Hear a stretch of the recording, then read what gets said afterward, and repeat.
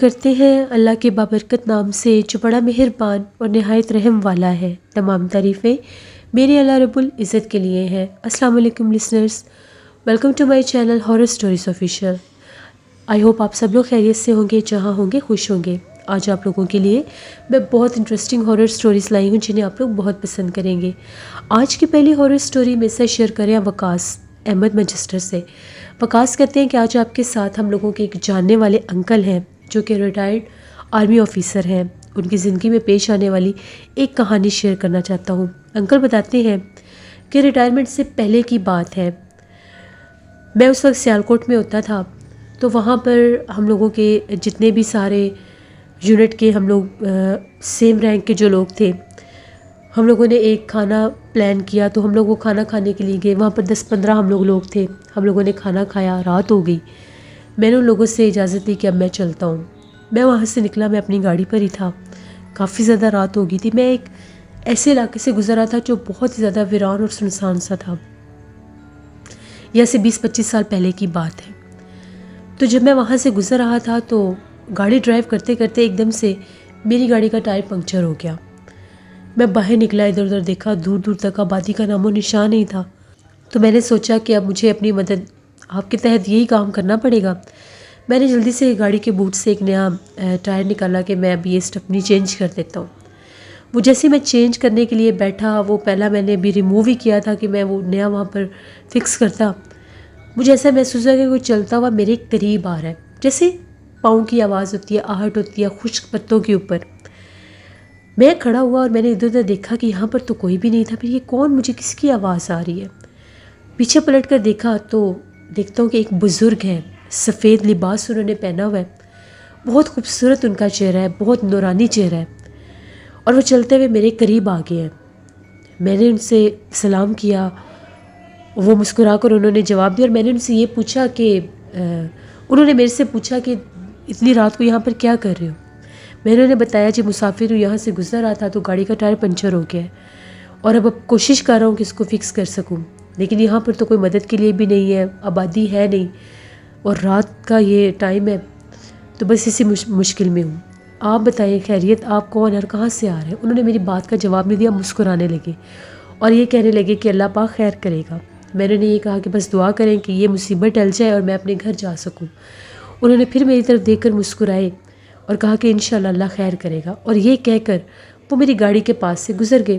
میں نیچے بیٹھا کہ میں ٹائر لگاتا ہوں۔ جب ابھی میں بیٹھا کہ میں اس کو فکس کروں تو میں دیکھ کر حیران ہو گیا کہ میری گاڑی میں ٹائر فکس ہو چکا تھا۔ وہ نیا ٹائر تھا، پنکچر ٹائر نہیں تھا۔ مجھے اتنا وہ شوق میں ہوا، اتنا سرپرائز ہوا کہ یہ کیسے پاسبل ہے، یہ کیسے ہو گیا، میں نے تو ابھی کیا بھی نہیں ہے۔ فوراً سے میں کھڑا ہوا، میں نے ادھر ادھر دیکھا تو دور دور تک ان بزرگ کا نام و نشان بھی نہیں تھا۔ میں نے اسے اللہ کی طرف سے کرم سمجھا، مدد سمجھی، گاڑی سٹارٹ کی، وہاں سے نکلا۔ 1-2 دن کے بعد وہیں پر ہم لوگوں کے جو یونٹ میں مسجد تھی، امام صاحب سے میری ملاقات ہوئی۔ ان سے جب میں نے یہ بات ڈسکس کی تو ان کا یہ کہنا تھا کہ وہ اللہ کی طرف سے مدد تھی، جو بزرگ آپ نے دیکھے تھے وہ کوئی نیک ہستی یا کوئی نیک بزرگ جن تھے جو وہاں سے گزر رہے تھے، تو انہوں نے آپ کی مدد کی۔ تو وہ انکل کہتے ہیں اس کے بعد پھر میری ریٹائرمنٹ ہو گئی تو دوبارہ پھر میں اس علاقے میں کبھی گئے ہی نہیں، میں نے سیالکوٹ چھوڑ دیا۔ تو یہ ایک سٹوری تھی جو وقاص احمد نے شیئر کی۔ بہت شکریہ وقاص صاحب کا۔ بڑھتے ہیں ایک اور خوفناک کہانی کی طرف۔ یہ خوفناک کہانی امجد شیئر کر رہے ہیں۔ امجد کہتے ہیں میں میاں والی کا رہنے والا ہوں اور آج آپ کے ساتھ اپنے دادا جی کی بتائی ہوئی ایک کہانی شیئر کرنا چاہتا ہوں۔ دادا جی کہتے ہیں کہ پرانے دور کی بات ہے، تو ہم لوگ بہت زیادہ شوق سے حقہ وغیرہ پیا کرتے تھے۔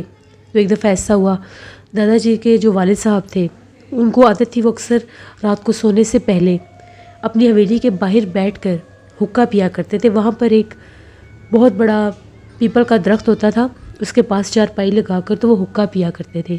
اکثر ان کے پاس وہاں پر آ کر گاؤں کے باقی بزرگ بھی بیٹھا کرتے تھے۔ تو وہ کہتے ہیں کہ میں نے اپنے والد صاحب کو حقہ بنا کر دیا تو وہ جا کر باہر بیٹھ گئے۔ عشاء کا ٹائم تھا، وہ دیر سے سوتے تھے عشاء کی نماز پڑھ کے۔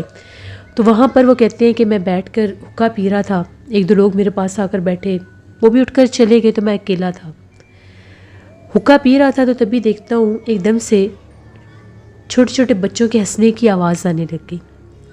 بچے نظر نہیں آ رہے تھے لیکن بچوں کے ہنسنے کی آواز آنے لگ گئی۔ تبھی میں کیا دیکھتا ہوں، ایک دم سے جس طرف میں بیٹھ کر حقہ پی رہا تھا اس کے بالکل سامنے کچھ قدم پر 3-4 بچے ظاہر ہو گئے، بالکل جیسے سر پر ان کے بال نہیں تھے، چھوٹے چھوٹے سینگ تھے سر پر، اور کھیل رہے تھے، ہنس رہے تھے، کھیل رہے تھے۔ جب انہوں نے میری طرف دیکھا تو ان کی آنکھیں ایسے چمک رہی تھیں جیسے یہ بلی اور یہ جانوروں کی رات کے ٹائم آنکھیں چمکتی ہیں۔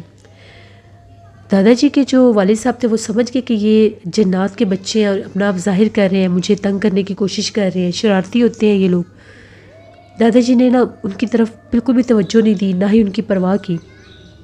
جہاں پر دادا جی بیٹھے تھے وہاں پر بالکل ان کے قریب ہی کچھ تھوڑی تھوڑی چھوٹی ٹوٹی ہوئی لکڑیاں پڑی ہوئی تھیں، بالکل جہاں پر وہ حقہ پی رہے تھے اس کے پاس ہی۔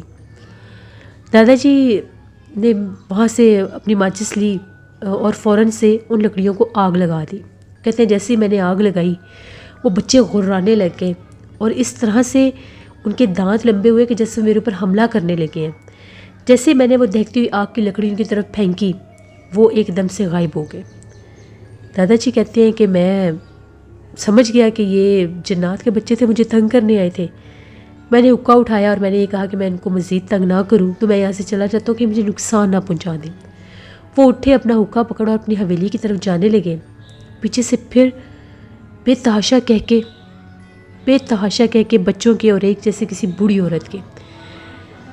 دادا جی کے والد صاحب کہتے ہیں کہ جیسے میں نے پیچھے پلٹ کر دیکھا تو میری اس چارپائی کے پاس، اس چارپائی کے اوپر بھی 20-25 چھوٹے چھوٹے بچے، ان کی وہی شکلیں، وہی ان کے حلیے اور ایک بوڑھی عورت بیٹھی ہوئی۔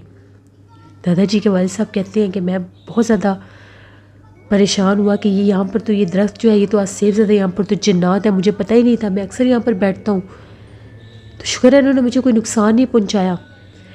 وہ گھر آ کے صبح انہوں نے یہ بات ہم لوگوں کے ساتھ بھی شیئر کی کہ یہ جو باہر پیپل کا درخت ہے شام کے بعد اس کے نیچے نہیں بیٹھنا، یہاں پر جنات کے بچے ہیں، تو کل وہ مجھے نظر بھی آئے ہیں، مجھے انہوں نے وہاں سے اٹھانے اور ڈرانے کی کوشش کی ہے۔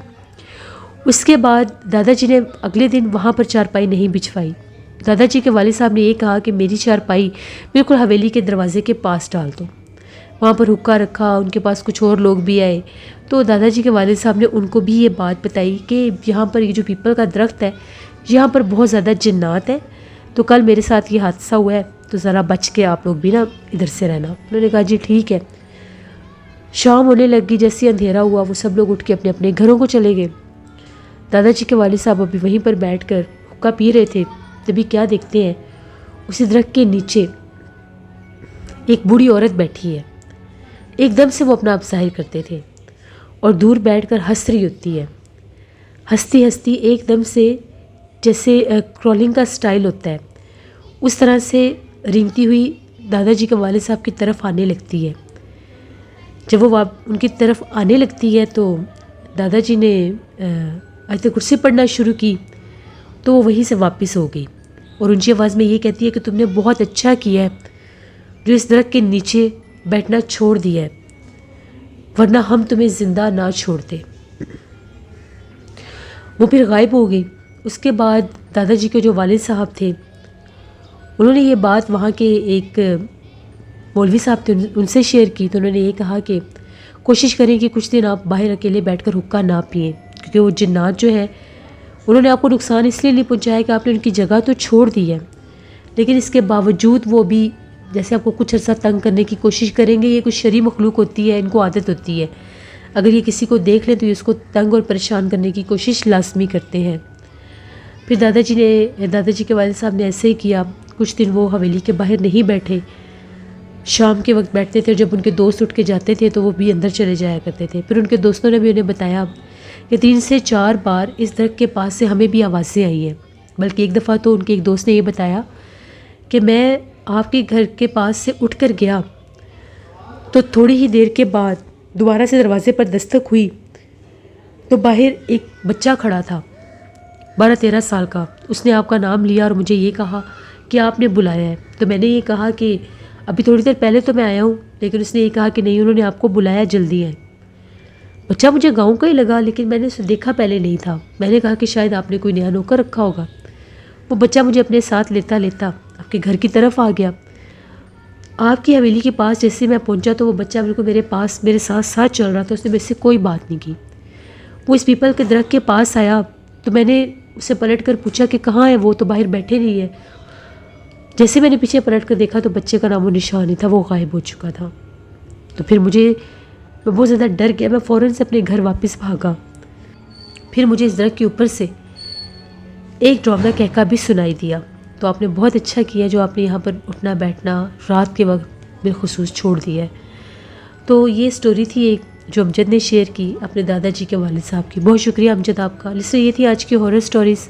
اپنا فیڈ بیک مجھے ضرور دیں, آپ لوگوں کو کیسی لگی. آپ لوگ بھی اپنی ہارر سٹوریز شیئر کر سکتے ہیں. ڈسکرپشن باکس میں دیے گئے ای میل آئی ڈی noshinwir57@gmail.com پر. اس کے علاوہ آپ لوگ مجھے کمنٹ باکس پر بھی سٹوری شیئر کر سکتے ہیں. نوشین ورک آفیشیل پر آج میں نے ولاگ پوسٹ کیا ہے, اس کو ضرور وزٹ کریے گا. کلاؤڈی ویدر تھا, اس کے بعد بہت بارش بھی ہوئی, تو آپ لوگوں نے اس کو وزٹ کرنا ہے. میرے اس چینل کو بھی سپورٹ کریں. جن لوگوں نے ابھی تک سبسکرائب نہیں کیا نوشین ورک آفیشیل چینل کو بھی جا کر سبسکرائب کریں. I need your support. Thank you for watching. Stay blessed. Allah نگہبان.